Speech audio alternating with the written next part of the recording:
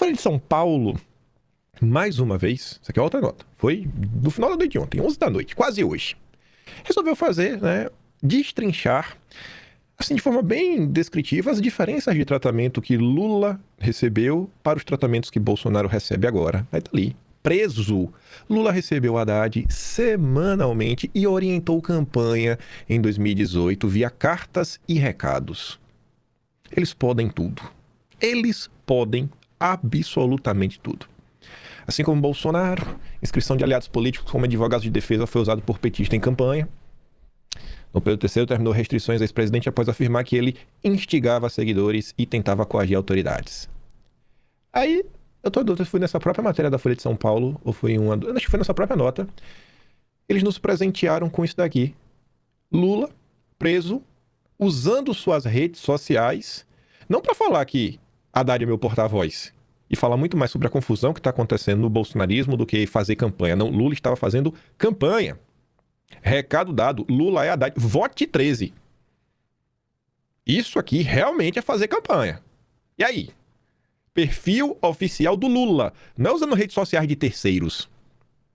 Meu querido povo brasileiro, dia 6 de outubro é o meu aniversário oficial. Espero ganhar de presente no dia 7 de outubro o voto do povo brasileiro no Haddad para presidente. Haddad é 13, Haddad e Lula. Deve ser Lula, né? E Lula, enfim, um grande abraço de Lula, sem medo de ser feliz. Aí tivemos uma dobradinha. Nossa petista Mônica Bergamo. Fiquei surpreso, Mônica, com o seu posicionamento. E ela ganhou ali o endosso do Verdivaldo, que colocou a imagem dele entrevistando o Nove Dedos. Aí o Verdivaldo primeiro fala assim, ó, eu também entrevistei Lula quando ele estava preso.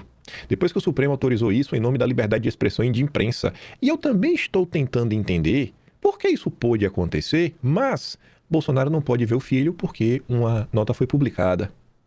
O André Aranda coloca ali um recorte da Bergamo dizendo, né? Bergamo afirma que entrevistou Lula quando ele estava preso, após autorização do Supremo à época, e questiona qual a dificuldade de Bolsonaro poder falar. Ele não pode divulgar uma carta dizendo, meu filho é meu porta-voz, completamente diferente da carta do Lula pedindo votos para o Haddad usando sua rede social. Escute a nossa petista Mônica Bergamo. Você caçar totalmente o direito dele à palavra não vai nunca passar em branco e não vai nunca ser totalmente aceito, né, Megali? Eu não sei a sua opinião, mas eu que entrevistei o Lula preso, né, depois de uma batalha judicial dentro do próprio Supremo, em que o ministro Luiz Fux, por exemplo, censurou a possibilidade da entrevista, e o Lewandowski liberou, e teve muita polêmica, muita discussão, até que ao fim e ao cabo, né, o Dias Toffoli suspendeu esse veto e eu pude fazer essa entrevista, junto com o jornal O País. Quer dizer, isso, eu olho isso, eu vejo isso de uma forma estranha, porque qual a dificuldade do Bolsonaro poder falar? Se ele não está atacando o Supremo, se ele não está atacando as instituições, ele não pode mandar uma carta, né? Divulgar uma carta falando meu filho é meu porta-voz. Então é isso. Vai ser polêmica mesmo essa medida e vai ter muita discussão ainda. Vai ser polêmica, né?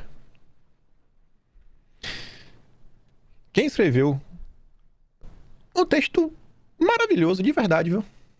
De verdade. Fiquei muito surpreso aqui com o Mário Sabino, porque não é um texto só que ele expõe os absurdos em relação a Bolsonaro, mas ele bota assim um dedinho na ferida, ó, e gira assim um dedo, ó, dos isentões. Falando, ó, vocês são um problema. Vocês, isentões. Vocês são a pior desgraça que existe nesse país. Eu falei, chegou o dia, né? Quem lava as mãos, né? A turma aí do bloco Pôncio Pilatos é um dos principais problemas desse país.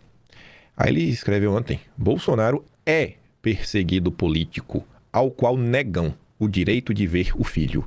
Não é supostamente, não é parece, talvez, não é uma pergunta, é uma afirmação. É falar o que as coisas realmente são. Dom Pedro III suspendeu por 90 dias as visitas de Flávia Bolsonaro por causa da carta de apoio do pai divulgada pelo filho e ainda mandou investigar o candidato ao posto do Planalto por ter feito propaganda antecipada. Faz aquele resumo. O ministro certamente não assiste às propagandas oficiais do governo Lula a esta altura do ano eleitoral. Aí que ele já começa a falar dos isentões. Só os ingênuos podem acreditar que um tribunal político como o Supremo toma decisões no interesse exclusivo da justiça. Os ingênuos vão dizendo, não, meu Deus, está democrático de direito, né? Olha, parece que a democracia está em risco.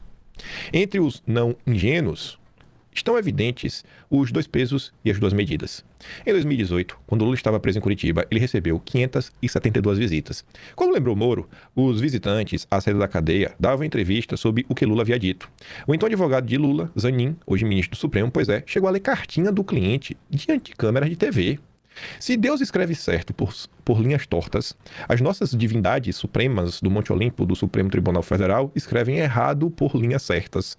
Traduzindo, aos amigos a lei, aos inimigos os rigores da lei. Essa parte agora eu achei interessante. Ou na versão do italiano Giovanni Giolitti, aos amigos a letra da lei, aos inimigos a interpretação da lei, que é o que acontece no Brasil.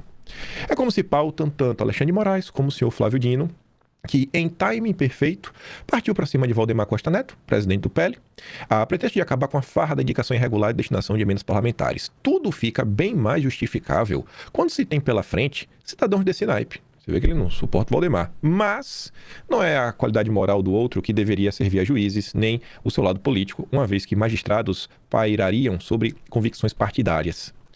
Não é assim que ocorre no Brasil desde há muito tempo. E só os ingênuos, os isentões, repetindo, não enxergam a conveniência na aplicação dos rigores da lei neste período que antecede a batalha pela presidência da República, pela totalidade da Câmara dos Deputados e por 2/3 do Senado, onde serão jogados os destinos de ministros do Supremo.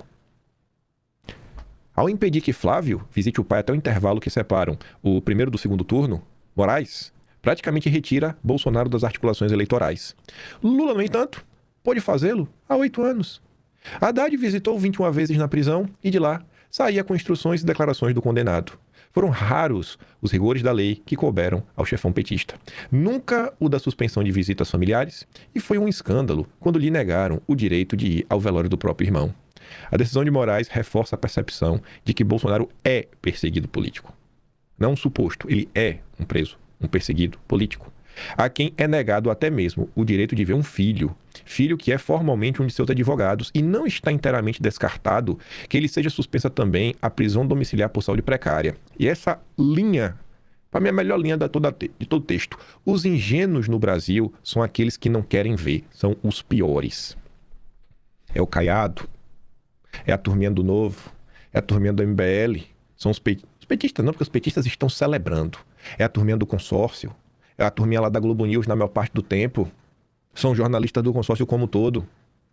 Todo mundo sabe o que está acontecendo. E, para manterem seus empregos, terem espaço na imprensa, relativizam toda a tortura que Bolsonaro sofre. E aí ele encerra trazendo um dado que deveria ser mais do que suficiente, inclusive para votar em Flávio Bolsonaro e fazer campanha de forma intensa. Faz 7 meses que o país foi informado do contrato de 129 milhões do escritório da mulher do ministro com o Banco Master. E ninguém está nem aí, né? Os ingênuos não estão nem aí para isso.